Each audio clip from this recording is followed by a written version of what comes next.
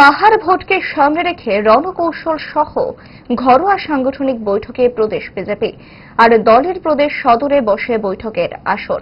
বৈঠকে দলীয় ও অঙ্গ সংগঠনের বিভিন্ন স্তরের নেতৃত্বের সঙ্গে উপস্থিত ছিলেন মুখ্যমন্ত্রী ডক্টর মানিক সাহা, ছিলেন প্রদেশ বিজেপির সভাপতি রাজীব ভট্টাচার্য। জরুরি বৈঠক পর্ব সেরে সংবাদ মাধ্যমের সামনে বসেন প্রদেশ বিজেপির সভাপতি রাজীব ভট্টাচার্য। বৈঠকের খবর জানাতে গিয়ে রাজীব ভট্টাচার্য জানান, মাননীয় মুখ্যমন্ত্রী এখানে ছিলেন।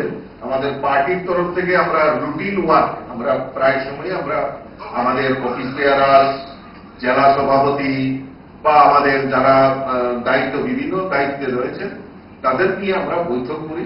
তো সবসময় আমরা আমাদের যে চিন্তা ভাবনা যে আমাদের সামনেই আমাদের এডিসি নির্বাচন, ভিলেজ কমিটি নির্বাচন হোক বা আমাদের লোকাল বডি ইউএলবি, আমাদের নগর পঞ্চায়েত এবং মিউনিসিপ্যালিটি, এই নির্বাচনের জন্য যেহেতু আমরা রাজনৈতিক আন্দোলনে আমরা রয়েছি এবং এই সবসময় আমাদেরকে সদা প্রস্তুত থাকতে হয়।